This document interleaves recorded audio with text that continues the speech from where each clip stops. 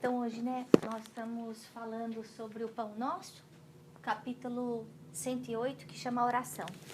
E aí voltando na prece da Marisa, ela, se a gente for pensar na prece que ela fez, Marisa não usou palavra complicada, Marisa,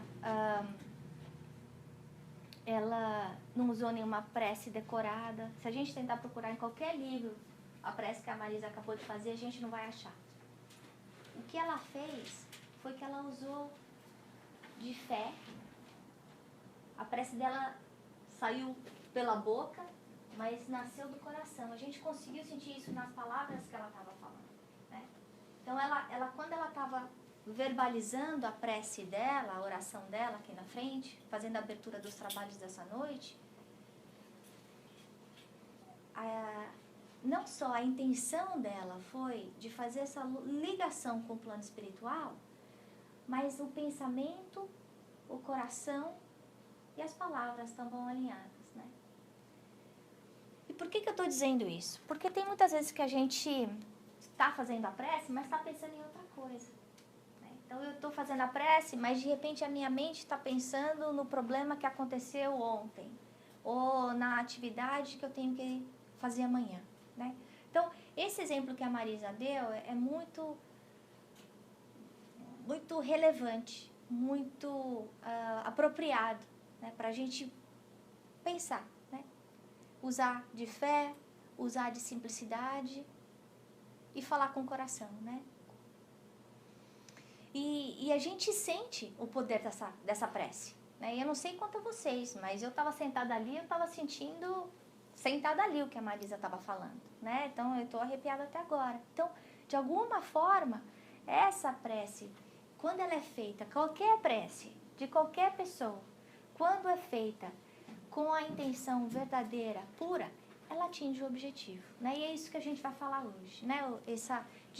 Do que é oração, por que orar, de como orar, os exemplos que a gente escuta, né, de orações, mas principalmente, como a Marisa falou, seguir o Mestre Jesus. Jesus, governador planetário, criador do nosso planeta, Espírito puro, o exemplo maior de perfeição que a gente conhece. O que ele fazia sempre? Orava, né? Então, por que nós não, né? Então, a gente vai falar um pouquinho da passagem de Paulo no Novo Testamento. Depois eu vou conversar um pouquinho com vocês sobre o poder da prece, o que é a oração.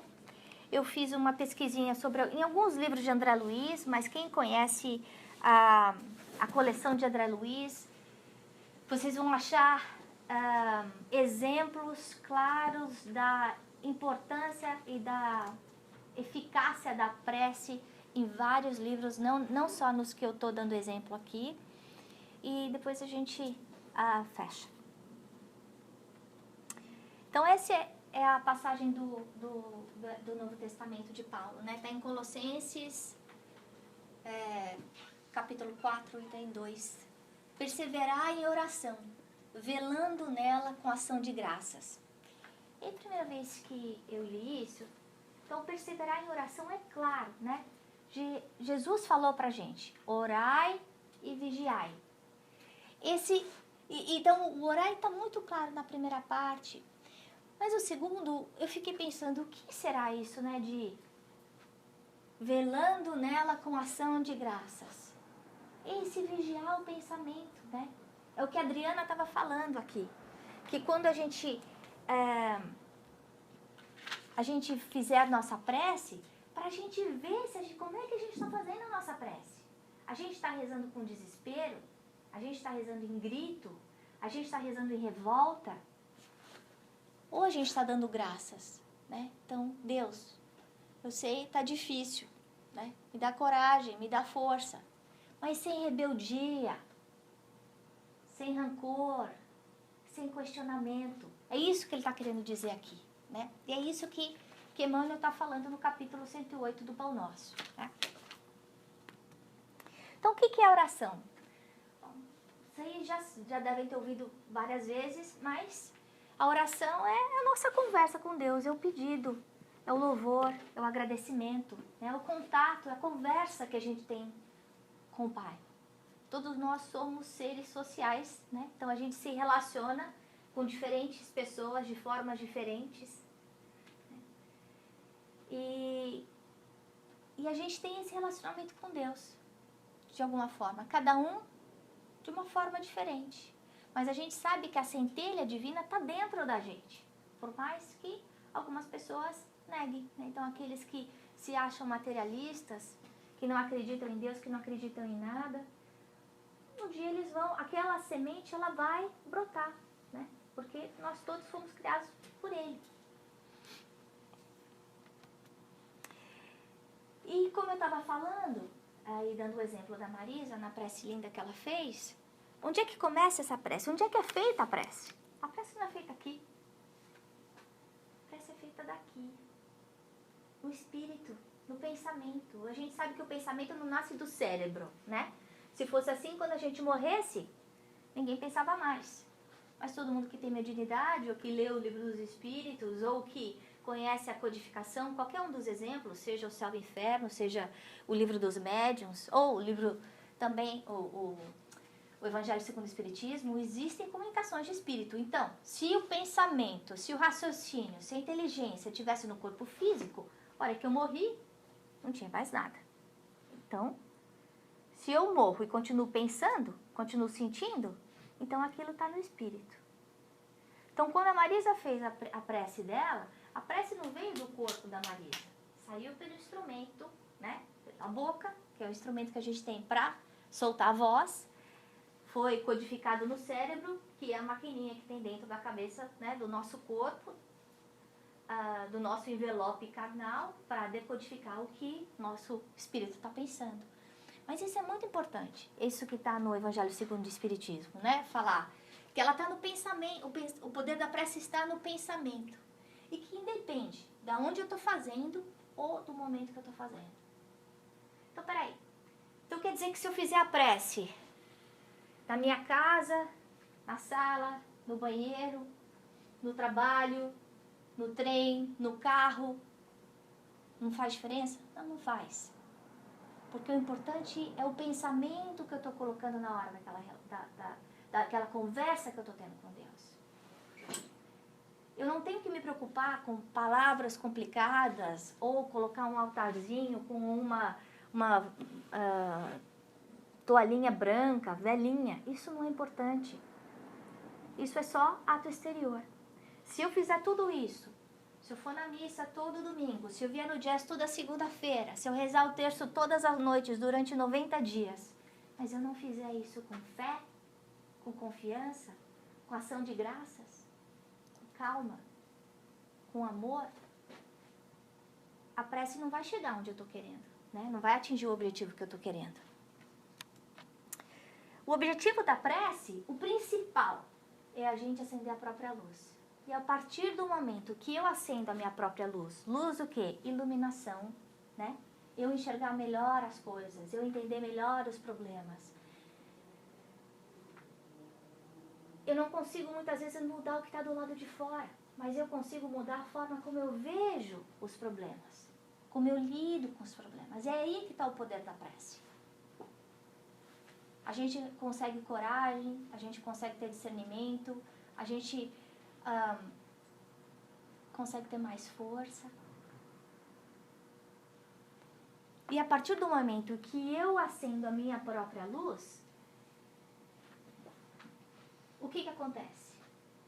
As pessoas que estão ao meu redor se iluminam também. Através do quê? Do meu pensamento, porque a gente acabou de ver que pensamento cria, né? Através das minhas palavras, através dos meus atos. Então, através da minha conduta, a partir do momento em que eu acendo a minha própria luz, eu mudo não só a minha realidade interior, mas também a minha realidade exterior. Isso a gente acabou de falar, que não importa a forma como eu estiver falando. Não importa onde eu estiver fazendo a minha oração. Não importa se a minha oração é Deus, toma conta de mim agora. Tá difícil. Me dá força, me dá paciência. Ajuda eu transformar aquelas coisas que são difíceis dentro de mim, eu aceitar a situação que não dá para ser mudada, me ajuda a conseguir diferenciar o que pode ser mudado do que não pode ser mudado. Bota um óculos de uma cor diferente no meu rosto para eu não ver as coisas tão complicadas. Por quê? Porque Deus não põe na mão da gente uma carga maior do que o que a gente consegue sustentar. Deus é Pai. Quando a gente faz o Pai Nosso, a primeira coisa que a gente fala é Pai Nosso.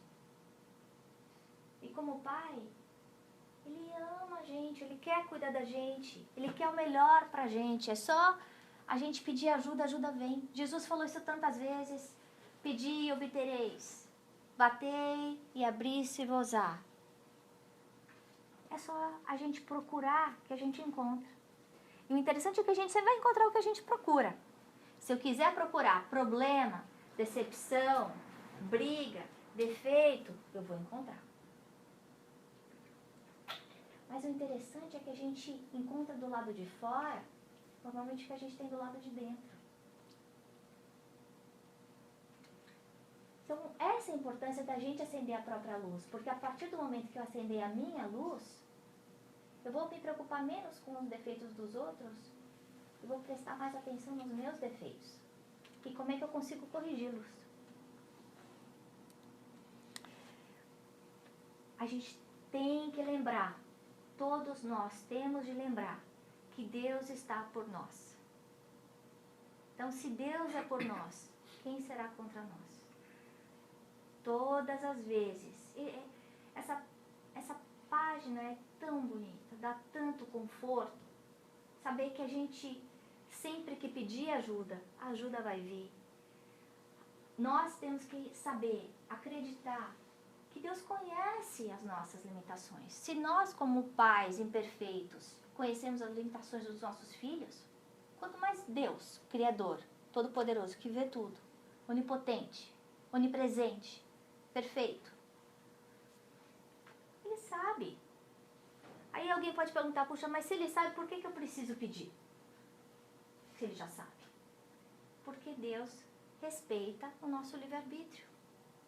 Ele não força a mudança em nós, a transformação em nós. Ele espera que nós busquemos a luz, que nós acendamos a nossa própria luz.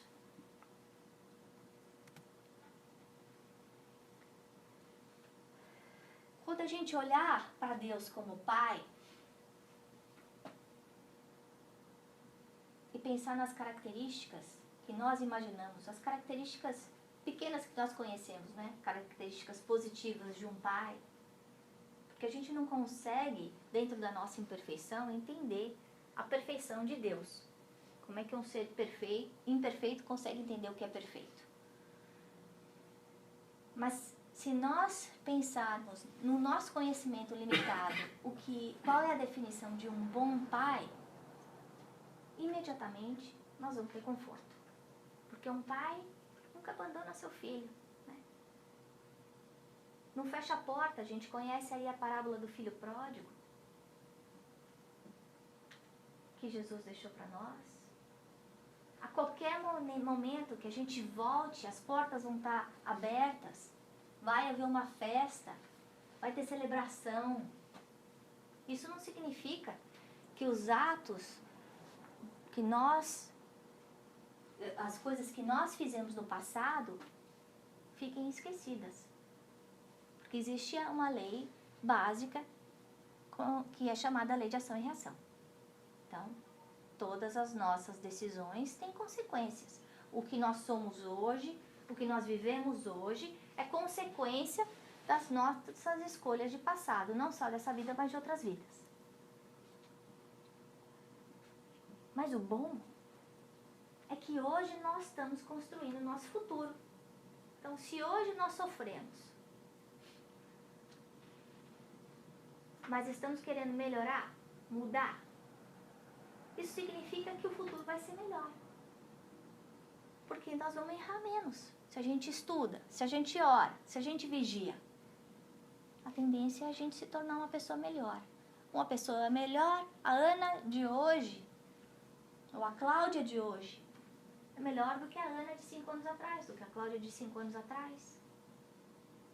Se cada uma de nós fizer uma autoavaliação e pensar o que eu mudei?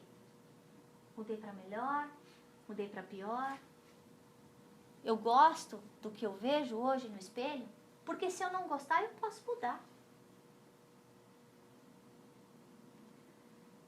Outro dia a gente estava na aula do SSS e eu escutei de uma aluna falando, poxa, Ana, você fica falando que Jesus é mestre, que a gente tem que olhar Jesus como exemplo, mas Jesus está tão longe. É muito frustrante isso para mim, porque eu estou muito longe de Jesus. A gente tem que olhar Jesus como bússola, como norte. Mas nós temos a responsabilidade de olhar para nós mesmos e vermos como é que eu sou em comparação do que eu fui antes. Eu estou mais perto ou mais longe? Eu estou na direção certa ou estou na direção errada? Que é a história de Santo Agostinho, da gente toda noite fazer a nossa avaliação pessoal.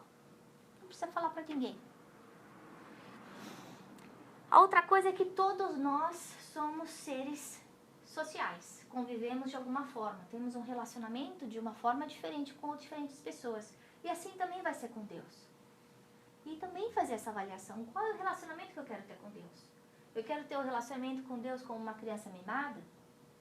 Eu quero falar com Deus como alguém que está gritando, que está exigindo, que está desesperado?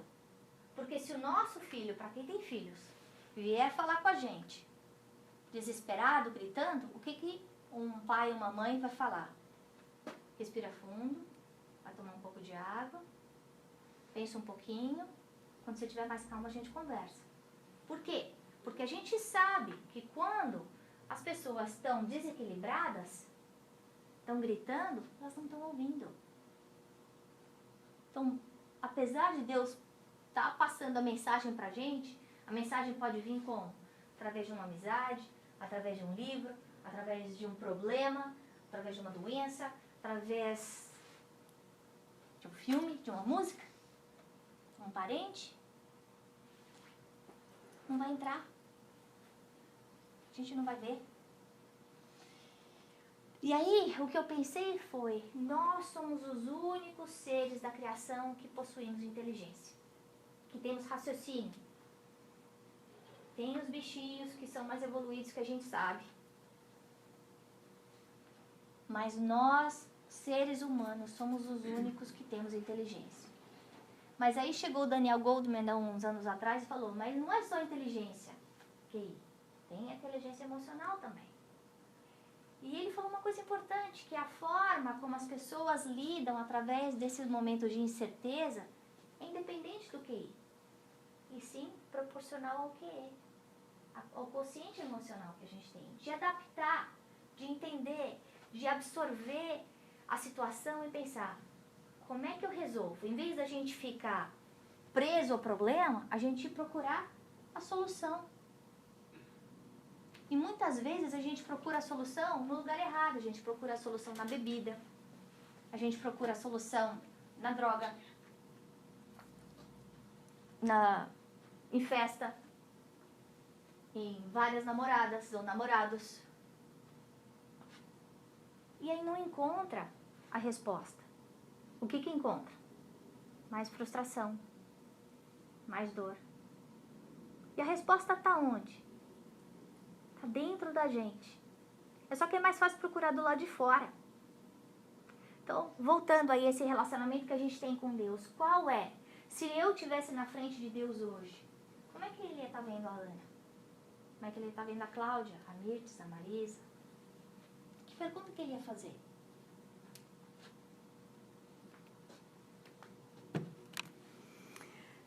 Essa parte a gente já viu do como orar, foi como eu abri a palestra, a importância de a gente orar com simplicidade, com fé, com humildade, de coração. Pensando sempre que a forma como a gente orar, ela vai chegar onde a gente quiser. É o pensamento em ação, pensamento como usina geradora, né?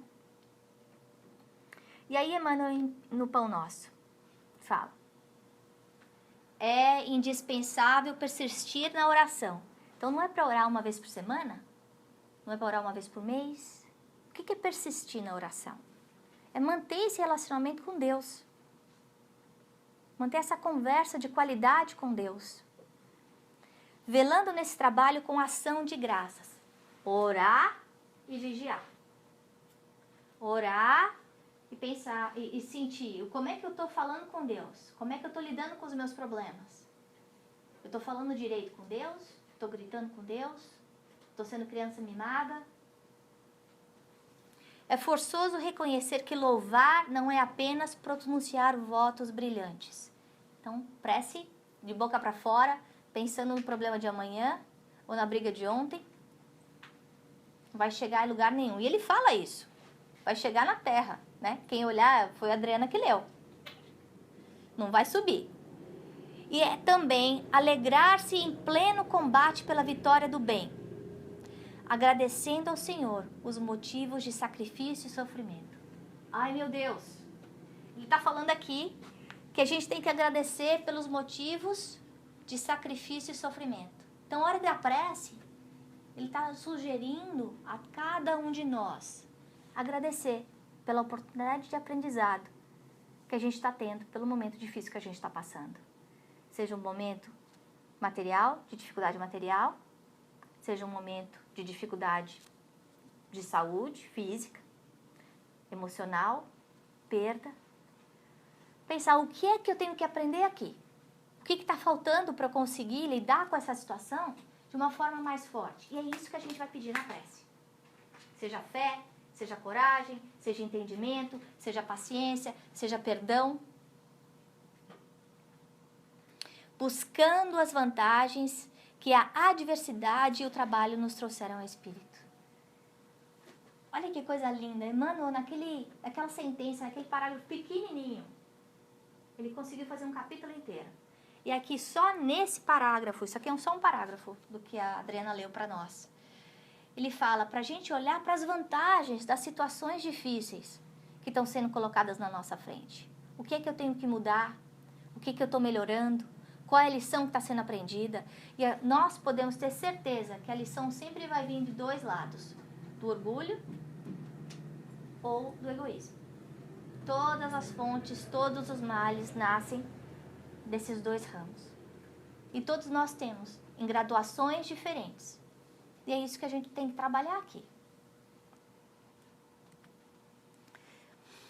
E aí eu fui dar uma olhada em André Luiz e alguns dos livros que ele escreveu, pensando, ele fala muitas vezes nos livros dele sobre o poder da prece, a eficácia da prece. Ele relata como um jornalista espiritual que está lá do outro lado, o que está acontecendo, né? O que ele está vendo quando alguém aqui faz uma prece, quando alguém do lado de lá, no plano espiritual, faz uma prece, né? Então, por exemplo, no Missionários da Luz, esse é um trecho de Missionários da Luz. A oração é o mais eficiente antídoto do vampirismo. Vampirismo, nesse sentido, ele está falando como obsessão, né? A prece não é movimento mecânico de lábios, nem disco de fácil repetição no aparelho da mente. É vibração, energia, poder. A criatura que ora, mobilizando as próprias forças, realiza trabalhos de inexpressível significação.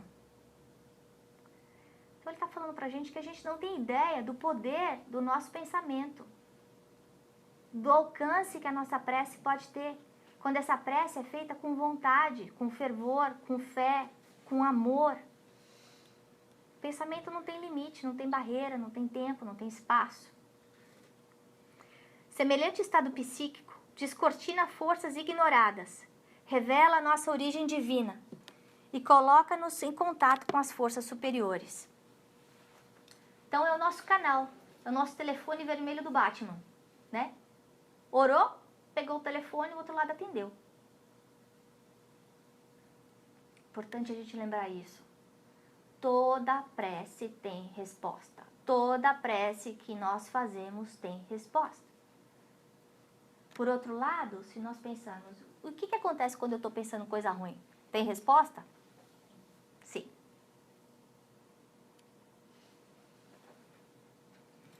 Dentro dessa realização, o espírito em qualquer forma pode emitir raios de espantoso poder. Olha que coisa linda. Quer dizer que da minha mente saem raios de espantoso poder quando eu faço uma prece. Por isso que há momentos, né, para as pessoas que são médiuns, quando tem uma prece bonita, a gente sente. Tem gente que chora, tem gente que fica arrepiado. Por quê? É o contraste da vibração. É a mudança de sintonia. Os raios divinos expedidos pela oração santificadora convertem-se em fatores adiantados de cooperação eficiente. Meu pedido virou cooperação eficiente. Meu pedido de ajuda, de socorro, SOS que eu estou mandando, foi atendido. E definitiva na cura do corpo.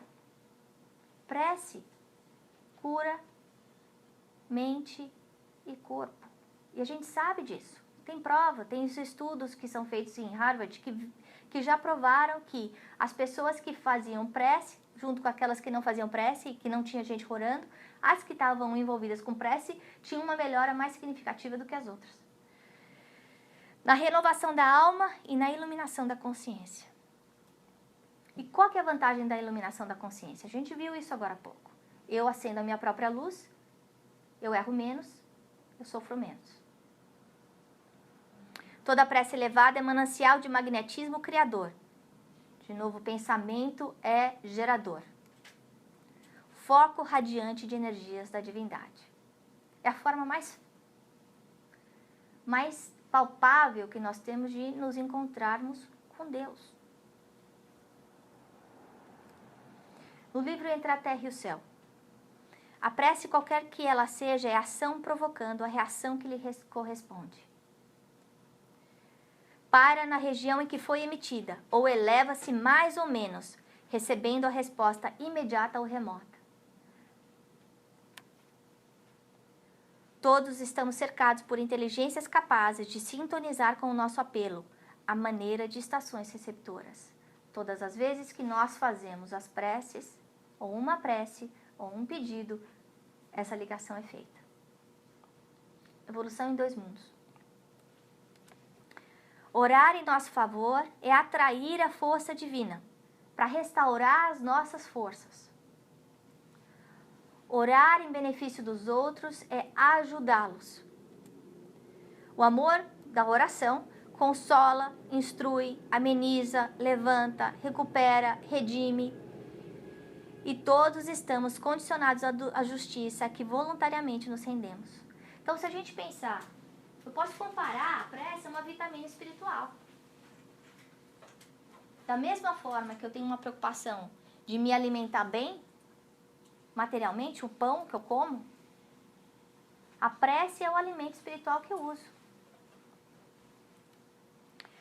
Seja dado isso ou aquilo a cada um segundo as próprias obras. Isso é importante a gente lembrar. O fato da gente não ter a resposta que nós gostaríamos não significa que a prece não foi ouvida. Porque quantas vezes os filhos que a gente tem pedem coisas e a gente fala não. Por quê? Porque não é o melhor para eles. Mas pela maturidade que eles têm, pelo entendimento que eles têm, eles não conseguem enxergar isso. Mas nós, pela idade, pela experiência, pelas lições que nós já temos na vida, nós sabemos que não é a melhor escolha. Então, pelo bem deles, falamos não. A mesma coisa acontece com Deus. Mas isso não significa que a nossa prece não está sendo ouvida. É só que nós temos de avaliar. O que eu estou pedindo faz sentido? É o melhor para mim? O melhor para mim como espírito eterno. Não para Ana, que tem cabelo preto e que mora em São José. Eu, como um indivíduo, como espírito, como centelha divina. Isso vai ajudar a minha evolução ou não? Porque é isso que Deus está prestando atenção. Porque se aquele sofrimento que eu estou passando é importante para treinar a minha humildade, a minha paciência, a minha resignação, a minha aceitação, é necessário para a minha transformação interior, para o meu progresso espiritual, eu vou passar por aquela experiência. Mas através da prece, o que vai acontecer? Vai ter um monte de ajudinha que vai aparecer. Seja um livro, seja uma pessoa, uma amiga, uma palavra, coisas boas vão acontecer. Nós todos somos sempre envolvidos por bênçãos, por essa ajuda invisível, todas as vezes que pedimos. Todos os dias, olha isso, todos os dias será possível alterar o rumo do nosso próprio roteiro. Cada vez que a gente acordar de manhã, que a gente pensar, tá difícil, a gente tem que lembrar também, eu consigo mudar as coisas. Do lado de fora, a partir do momento que eu mudar o quê? Do lado de dentro. Outro livro, Mecanismos da Mediunidade. Daí resulta o impositivo da vigilância sobre a nossa própria orientação. Então, a gente estava falando do orai e vigiai. Somente a conduta reta sustenta o reto pensamento.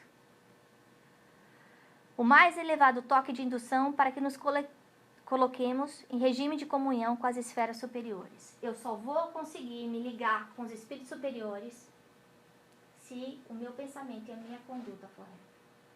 O que é ser reto? É eles perceberem que eu estou tentando acertar. Não é que eu tenho que ser perfeito, porque ninguém que está encarnado aqui na Terra é perfeito ainda. A gente erra mais do que acerta, mas essa conscientização de que nós estamos fazendo o esforço consciente de nos reequilibrarmos, de procurarmos o caminho correto, de fazermos o bem, de vivermos o amor ao próximo, o amor sublimado, né? Não o amor do jeito que os homens entendem, barateado, mas fazer aos outros o que eu gostaria que fizessem por mim. Né? A mente centralizada na oração pode ser comparada a uma flor estelar. Olha que coisa linda.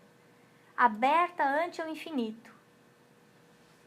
Uma flor que se abre infinitamente. Ele está falando que a mente centralizada na oração, o poder da oração não tem fim. Absorvendo-lhe o orvalho nutriente da luz, da vida e da luz. Tem esse livro também do Raul Teixeira, que fala, que chama Para Uso Diário, que fala também da importância da prece para iluminar a nossa consciência, para nós encontrarmos a solução dos nossos problemas. Então, quer dizer que a prece pode me ajudar a resolver o problema? Pode. Vai mudar o problema? Não. Vai mudar quem? Eu. Quando a gente estava na primeira série, eu tinha que fazer continha de matemática, eu tinha que escrever uma historinha com 10 sentenças, era uma dificuldade danada. Hoje, depois que você fez primeira série, segunda, terceira, quarta, vamos colocar aquelas continhas de matemática de primeira série, a gente vai fazer rapidinho, não é? Então, o que era problema antes, não é mais problema. A continha de matemática mudou? Não. Quem mudou? Eu estudei, eu aprendi. Aquela continha de 1 mais 1, 5 mais 6, quem tem filho no curso primário sabe. Aquilo não é dificuldade, mas para os pequenininhos é uma dificuldade danada. Isso vai acontecer com os nossos problemas também. Nós crescemos e os nossos problemas ficam menores. Relativamente. A gente tem que lembrar que a nossa prece tem poder de mudar a situação, de nos mudar, de melhorar a nossa vida. Que todos os dias nós temos a responsabilidade de escolher o que a gente quer para amanhã. A responsabilidade e a oportunidade, né?